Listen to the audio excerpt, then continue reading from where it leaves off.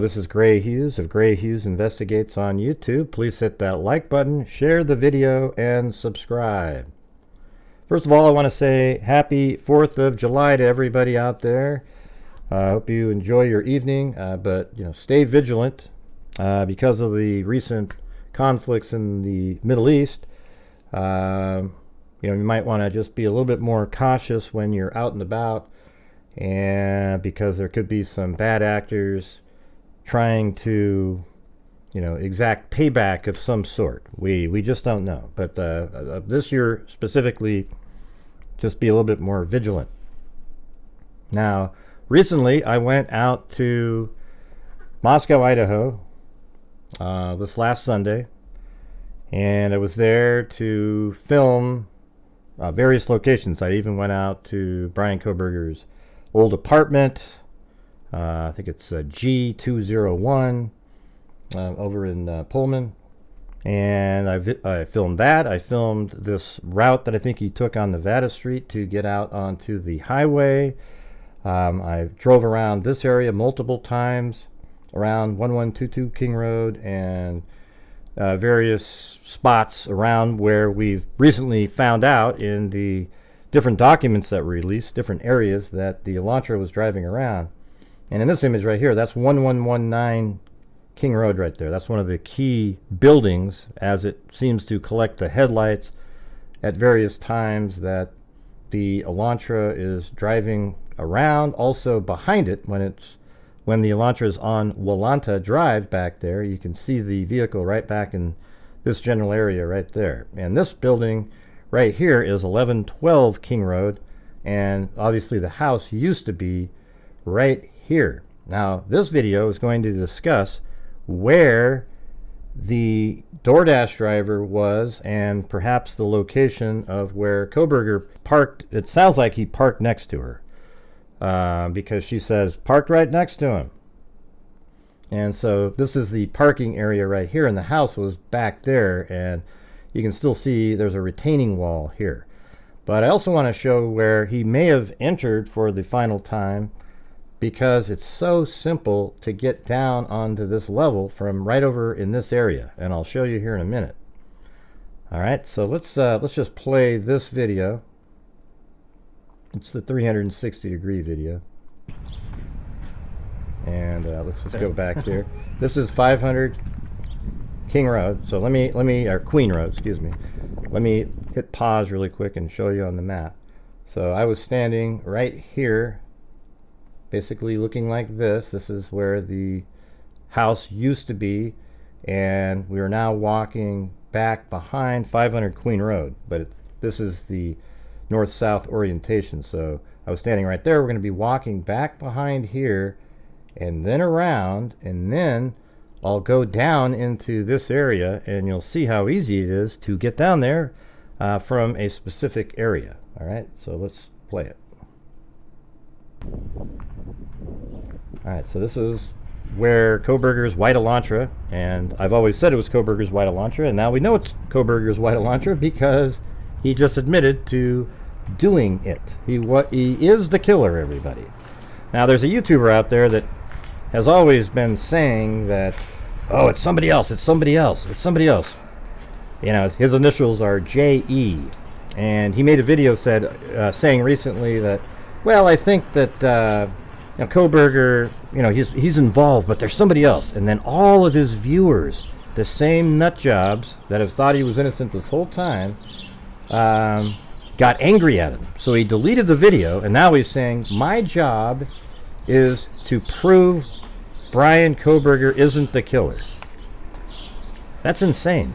Your job as a true crime YouTuber is to put out the truth and factual information, not continue a ruse to satisfy the needs of your viewers. Okay, I won't sell my soul for the needs of my viewers. Okay, like if they believe something and I don't, I'm not going to pretend I believe it because I want views, likes, and subs. It's disgusting. All right, now we're behind 500 Queen Road, and let's pause it really quick. And it's interesting how you can, and using this camera that I have, you can look all around, all directions.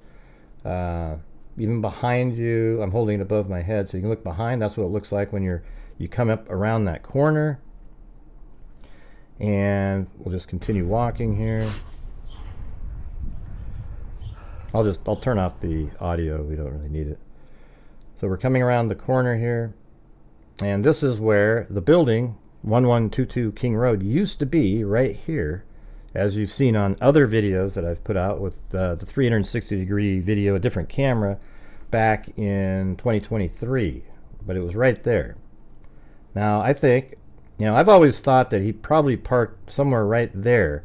But I think when he passed number 1 and passed number 2, I think what he does is he pulls up here for momentarily, looks into Madison's room, and maybe just even to right here. Doesn't actually go there because you have to back up again. Just pulls right next to this curb here, and you can see right into her room. But I think on pass number 3, he maybe have driven down here, and I'm wondering if the DoorDash driver got there even earlier, like at 3:57-ish, something like that. And he came down here to view. So maybe he was like right in this area, and the parking area is just right down there. So it's not far away at all. Right there is where the DoorDash driver may have parked, and he may have parked right there. But on the final pass, what if he parked right here? Right where this car is, for example. So it's behind, it's hidden away, but look how easy this is right here. There's this little bank just right there. You just walk down, absolutely nothing to it at all. As opposed to trying to get down there, you could trip and fall. It's really steep back up in there with all kinds of branches and twigs and stuff. And here's where the porch was, right here. The sliding glass door is right over in this area, right back here. And you can also see 1119 is right over there. Okay, now this is a really good angle to take a look at this. Maybe hit pause right here. Look at this. I mean, it's just nothing. You park right here, you take one step down, and you're right on the lower level down here. It's crazy. And then you could have even set up your blood spatter mitigation stuff right here. And then changed, and then just walked up, got into your car, and got the hell out of there. So maybe he put down the plastic bag and whatever else he was going to use to put his dicky suit, his probably whatever shoes he happened to be wearing, and perhaps the gloves and even the balaclava. I think he took everything off, and he probably looked up how to do that, like a hazmat suit, how to remove a hazmat suit without getting anything on you. And he was able to use his gloves, unzip it, and then pull it down so nothing got on his clothing. And then maybe his shoes were already taken off, and he slides it over that, and then at the very end takes his gloves off, puts them, drops them into whatever bag or something that he has, and then rolls it up and maybe puts that in another bag, and then brings it and puts it in the trunk of his car, which dramatically minimizes any blood that he would have brought into the vehicle. And according to Thompson, he absolutely cleaned the hell out of that vehicle. And let's take a listen to what Thompson said about that. Bill Thompson in the plea hearing. In Pennsylvania, the defendant's car was seized, and it was actually pretty much disassembled internally. And it also had been cleaned. There was a bucket of cleaner right beside it. I think we can all look to our own cars, in those compartments in the doors. We try to keep them clean where you put stuff. There's always some degree of crud in there. They were spotless. The defendant's car had been meticulously cleaned inside. And the state would present to the jury that was part of the defendant's plan in covering up this. The defendant has studied crime. In fact, he did a detailed paper on crime scene processing when he was working on his pre-doctorate degrees, and he had that knowledge and skill. All right, see, I think Kohberger absolutely made sure that very little got into his vehicle, and then he even cleaned it over and over and over again, just to make sure that any little minute traces didn't get in his vehicle. Let me know in the comments what you think. Do you think he may have parked right over here, right along in this area on the final pass, maybe right where this car is, and then walks right by this tree? This would be a great spot, especially like right over here to put the bag, etc. Maybe if we go back just a little bit, we can see that spot better. Yeah, so that's where he'd walk up, and then right down here, he may have put the blood spatter mitigation, so it's kind of down low, hidden, maybe right by this tree here, and then he changes and then walks right up here, gets in his car, and boom, heads away at a high rate of speed. It's just a thought that I'm having. So let's just show how easy it is to walk up this bank here. Look at that. I mean, absolutely no effort at all. And you just walk right up. Alright, and then you come around. And then when he got in his car, he would have driven that direction right there. I think I actually go back behind here one more time.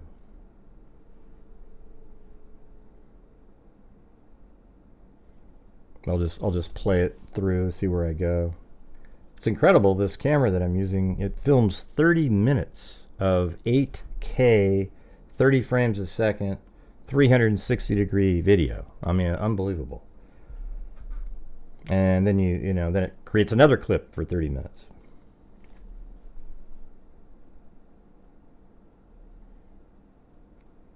And again, this is where the vehicle, if you just want to have some context, this is where it does its 3-point turn on pass number 4, turns around right here, and then goes back. The surveillance camera at 1330 Linda Lane is right back there.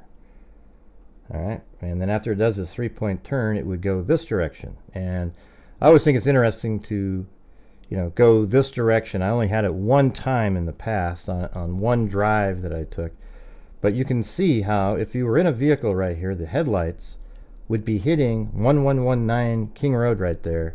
And on the 4th pass, after it does the 3-point turn over there, it comes down this direction and then does another 3-point turn over at this intersection. It's not a U-turn. He does another 3-point turn there and then drives back up this direction. But they're able to see the general movements of the vehicle by viewing the lights on this building back here, 1119 King Road, this one right back here. I don't know if you can see my mouse circling it. And the camera on this building, which is 1112 King Road, is what films the movements of the headlights. So as it was coming down the hill, the headlights would shift down and then back up when it came down here. I've explained that in other videos. But, it's always useful to explain it again for people that didn't see the other videos. Anyways, that's where this video stops. There's a camera right on this building here that filmed this building, and this building there is the 27. Let me look on up here. Yeah, 1127 King Road, and that's the building that this camera here films when the Elantra is driving around like this and its headlights hit it. So there it is right there. So the camera here films lights on this building and behind there, and also on this building at various times where they could see what the vehicle was doing. All right, so let me know what you guys think. Do you think that he came down in this really simple little area right here and then walked around, went through the sliding glass door over here, and then goes upstairs up into the 3rd floor and kills Madison Mogen up there? It seems like such an easier place. Now, this place back here, though, however, is much more secluded, but there's a lot of sticky branches, and in the middle of the night, especially if he has vision problems, he might be having difficulties doing that. Parking right along the side here and then walking down quietly, because it's on the side of the building and there's no windows on that side, walks around and then perhaps sets up his mitigation prep in this area or right over here, and then when he leaves, he just goes right up this little tiny step, and he's out of there. It's very safe. It's not going to, very low risk of being falling down, and it's also low risk of being seen, because you're down. Once you step down, you're kind of down below, and he's wearing all dark, and he's not going to be seen. So anyways, I think it's really interesting. I wish there was a trial so that we could hear it all, but I imagine in the coming weeks we'll get to hear all kinds of different things from investigators who have the gag order lifted on them. I really hope that the prosecution team puts together a comprehensive report of the crime that goes into every detail that they would have used at trial, so that the public can go over it and put it together. And once that's out there, you're definitely going to want to be on this channel, because I'll be able to show it all. I have a 3D model of the house. I have a 360-degree video walking around the neighborhood, even at the particular time of year where there's no branches on the trees, etc. And here's what I think is going on. Bill Thompson also said at the plea hearing the other day that he wanted to keep the gag order in place until the sentencing, and it sounded like to get all the factual information together. And I'll play that for you right here. Any reason why I should not rescind the non-dissemination order at this time? Your Honor, I think that given the history of this case, it would be best if that remained in place through sentencing, so we have time to make sure there's the ability to completely answer questions. That would be the state's preference and recommendation. We'd have no objection for the order to remain in place through All sentencing. right, I will, at this point, the idea to keep it until sentencing, which time it would be withdrawn. It seems like they want to get all the facts, and I'm wondering if part of their plea deal was that after the papers are signed, that he needs to sit down with investigators and explain to them exactly why he did it, why he chose Madison Mogen, if that's the case, and go through all the details of how it all went down. And I mean everything, going into the planning, all of his other trips, driving around the neighborhood, etc. And then they will take the gag order off, because I think they would be nervous to let everybody out there talk about it, and then Kohberger might sort of tailor his story to match some information that they may have wrong. And so they want to get the information from him first, and then they'll probably see if it matches what they have, and then they'll let their investigators go out and be on different shows, etc., and explain to the public what actually happened in this case. All right, so let me know in the comments what you think. Again, it's just it's one of the most interesting cases I've ever covered, and really it's because of the killing isn't the typical kind. There wasn't a connection between him and them. He is a serial killer in the making. He just never made it on to the next set of killings, and none of us know if he ever killed before. I kind of suspect that this is his first killing, and he meant to only kill Madison Mogen, and all of the others were collateral damage. If Kaylee Goncalves wasn't in that room, it could have just been that he went in, killed Madison Mogen, and snuck right out. And as I've always said, I believe he left the knife sheath there intentionally. And even at the hearing, Thompson said he left the knife sheath there for whatever reason. The defendant, as he left that room, for whatever reason, ended up leaving, or the sheath for a K-bar knife was left on the bed next to Madison Mogen's body. And so that opens the door for that theory. If they thought it fell off in a fight, then I don't know if you would use the word he left it there. That puts the responsibility that he left it there, not that it got knocked off in a battle and it was found on the bed. So I guess we'll hopefully we get the answer to that if Kohberger ever tells the truth. He might not want to admit that, though, because that would mean that because of his idiocy, he was arrested. He didn't clean the sheath as well as he thought. He missed the spot on the underside of the button snap. All right. Well, thank you all very much for watching. Again, have a great 4th of July. Let me know in the comments about various things that I've talked about. Maybe you could talk about the sheath, talk about this parking area. I think it's crazy to see how easy it is to get down right there, and all the other elements that we discussed. All right, so thanks again for watching, and as I always say, until next time, be safe out there.